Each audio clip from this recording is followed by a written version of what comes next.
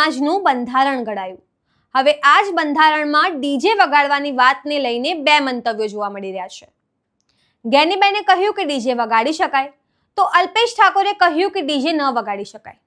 હવે આ જ બાબતને લઈને કલાકાર ગબ્બર ઠાકોરે પ્રતિક્રિયા આપી છે. તેમણે ડીજેની વાતને લઈને બંધારણ અને ખાસ કરીને કલાકારોને લઈને વાતચીત કરી છે. ગબ્બર ઠાકોરે એમ પણ કહ્યું છે કે તેમની સાથે કોઈ ષડયંત્ર રચાયું છે. નમસ્કાર, હું છું ચંદ્રિકા પુત્ર નિરાલી. તો આવો સાંભળીએ ગબ્બર ઠાકોરે વધુમાં શું કહ્યું. પહેલા તો બધાને જય બાબા રે. એક રિક્વેસ્ટ છે, એક રજૂઆત છે અને મારા વિચાર છે. આ એક સલાહ નથી. તો કહેવા માંગુ છું કે ગેનીબેન એમ કહે છે કે ડીજે બિલકુલ વગાડવાનું નથી. અલ્પેશજી સાહેબનું કહેવું એવું છે કે ઘરે ડીજે વગાડો. તો કોઈને નાત બહાર કાઢવા જવા માટે મિટિંગ કરવાની જરૂર નથી, કોઈના કંડડ લેવા જવાની જરૂર નથી.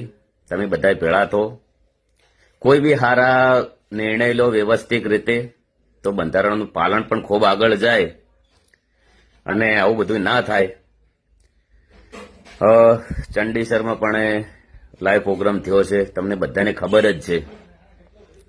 તો એ ટાઈપનું એક સારું આયોજન કરો તો બંધારણનું ખૂબ પાલન થાય. અને ન્યાયની વાત કરીએ તો એક મોટું ષડયંત્ર રમણું છે મારા પાસે. અત્યારે બી કહું છું, અમારા ગામમાં પણ બહુ મોટો વિખવાદ થયો છે. હવે સોગન ઉપર વાતો આવી ગઈ છે. અને બીજું કે સાહેબનું કહેવું એવું છે કે ડીજે વગાડો બેન, કે ડીજે મત વગાડો.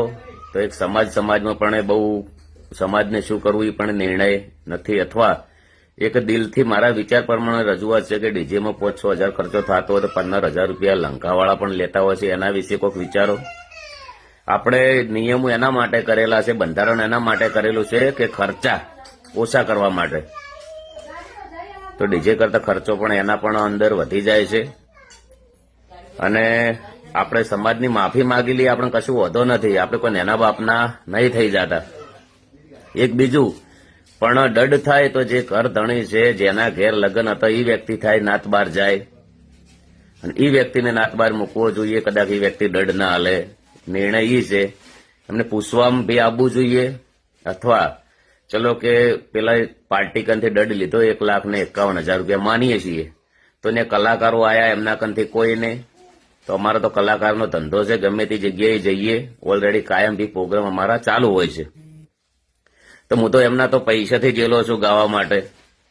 અને હું તો તમે બોલાવો તો તમારા તો બી આવું. તો એક સારી વિચારધારા કરો. બધાને જય બાબારી, જય રોમા ધણી. અને જેને 2, 3, 4, 5 જણાની મારા હંગાત ષડયંત્ર બહુ મોટું રચ્યું છે. કદાચ ઓય અંધારું હશે પણ કુદરતના ઘેર અંધારું નથી. બધાને જય બાબારી, જય રોમા ધણી. અને આટલા લોકોને ગરીબોને ઘર કરી આપતો હોય વ્યક્તિ, રોમાપીરનો ભગત હોય, તો તમે બધા બહુ ખૂબ સમજુ છો. તમે આગેવાનો પણ બધા ખૂબ સમજુ છો, એવું નથી. અને જેથી બહુ મારા હંગા તો ખૂબ ખોટું થયું જ છે. હવે તમને એ કહેવા માંગુ છું કે તમે કેટલી જગ્યાએ મિટિંગ કરશો.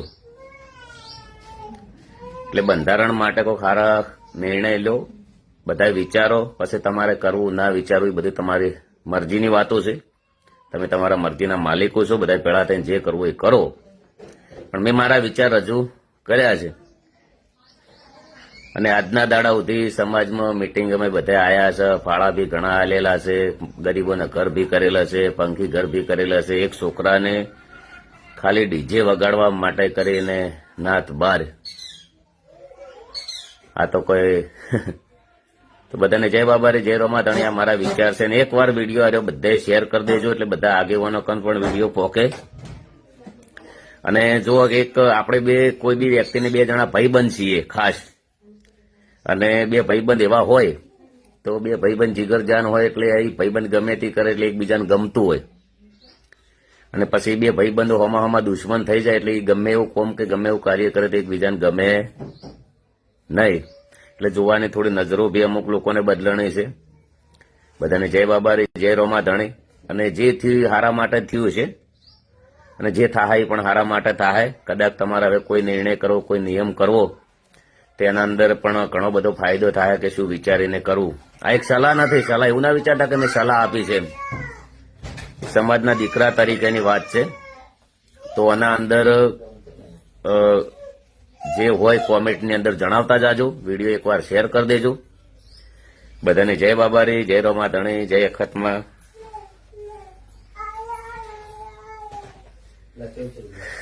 અને જય બાબારી. જેમ તમે ગબ્બર ઠાકોરની વાત સાંભળી, તમે તેમની વાતથી કેટલા સહેમત છો, શું વિચારો છો, કમેન્ટ કરીને જણાવો. અત્યાર માટે બસ આટલું જ. સમાચારને લગતી વધુ અપડેટ્સ માટે અમારી વેબસાઇટ www.gujaratplus.in પર પણ માહિતી મેળવી શકો છો. ધન્યવાદ.